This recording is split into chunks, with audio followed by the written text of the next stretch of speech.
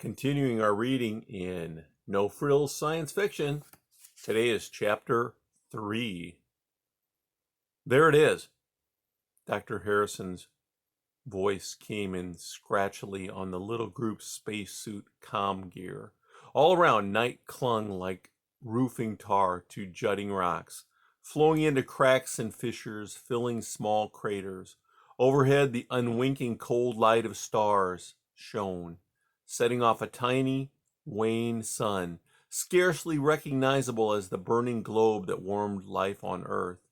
At their feet, the beveled edges of the incision gleamed sharply in the pale light, accentuating the enigmatic phrase that had led them millions of miles across space.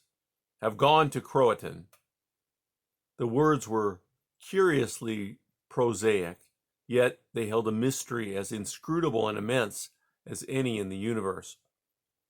Here on Pluto's surface, the doctor continued, on this very spot where Pluto base stood, we find the same inscription that puzzled the early settlers of Virginia.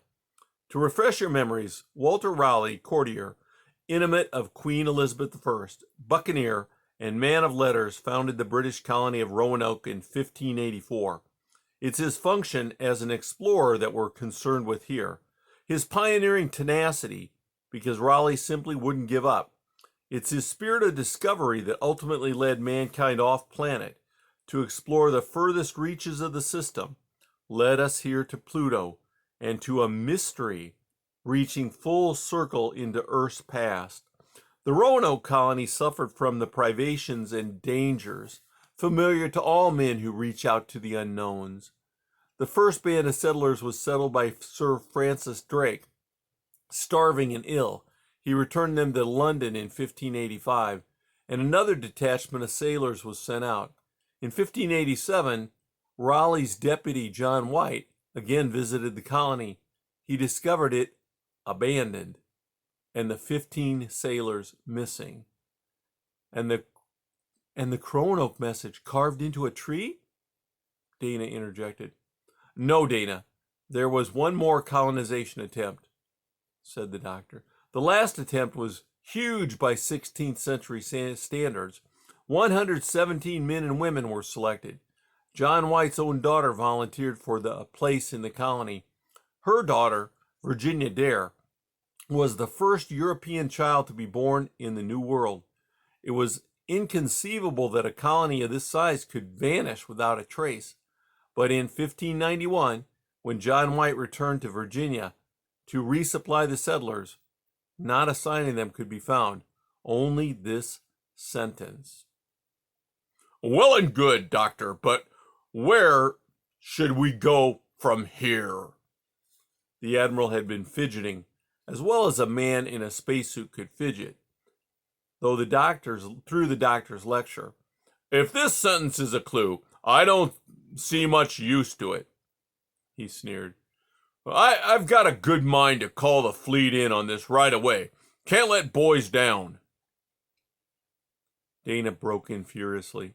Admiral, give Dr. Harrison a chance. I'm sure he's got a plan in mind. Let's hear him out. Officer Drew, Harrison is here as a technical consultant, and under arrest, let me remind you.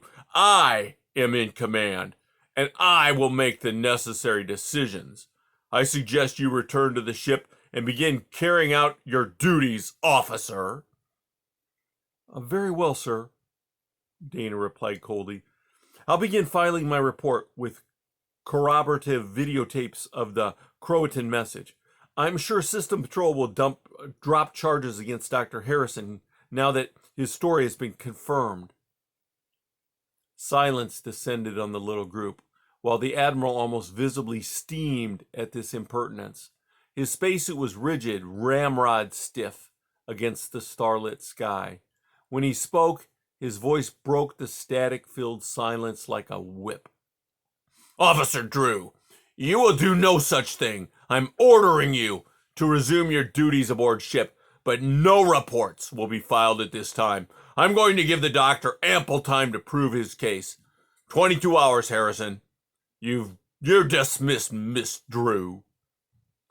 Until this moment, the colonel had held his silence, but he broke in mildly now in an effort to smooth over the angry scene. Doctor, just what course should we pursue? In the distance, Dana's suited form disappeared into a small impact crater. The doctor, who had kept himself aloof during the Admiral's tirade, resumed planning the investigation. His tones were measured, but to Alex's practiced ears he sounded tired and worried. I think our first step should be to carefully examine the site of the missing colony. Perhaps some mineral or radioactive trace has been left behind to give us a clue. Failing that, I suggest we narrow down the possibilities. For instance, the colonists in the domes were not carried away by rocket. There's no blast burn in evidence. I think we can get quite far on such deductive reasoning alone, eh? Yes, Alex? Sir, I request permission to follow Officer Drew. She shouldn't be wandering out here alone. You're quite right, Alex. Okay, we'll see you back at the ship. Alex turned away and made his way despondently over the rocks. He was more worried about his father than ever. Haig seemed to be out for him. Silently he vowed, Dad, I'll get you out of this. Just wait and see. Alex scrambled breathlessly over a small ridge. Dana, wait up! Is that you, Alex? Oh, damn these radios. What do you want? Hold on a moment. Gotta catch my breath. Woo! Why'd you take such a long way around? I had to get away from everybody for a few minutes. Haig makes me so mad. Dana sounded angry. It was the most familiar she'd been with Alex, and he decided to make the most of it. He's got it out for my father, that's for sure. I've just got to prove that Dad had nothing whatsoever to do with the disappearance, and find out what Haig's connection is. Why did he bomb us? What did he hope to gain? I think you can help me find out and get the necessary evidence together. You believe in my father, don't you? You must, after what you said back there. I think I believe in him, Alex. I really do. It's just that you say your father is innocent, and it's the Admiral who's up to something. On the other hand, the Admiral seems to mistrust your father. So who should I believe? Who am I supposed to believe? After all, I am supposed to be guarding your father. Alex thought it best to press on quickly. Look, Dana, I've got to talk to you privately, and anybody could be listening in on these things. Switch off, will you? And we'll touch helmets. On the horizon, the Hatcher stood against the sky, a perfect beacon and a potential eavesdropper. They stood together on the airless world, arms around each other's waists, helmets intimately touching.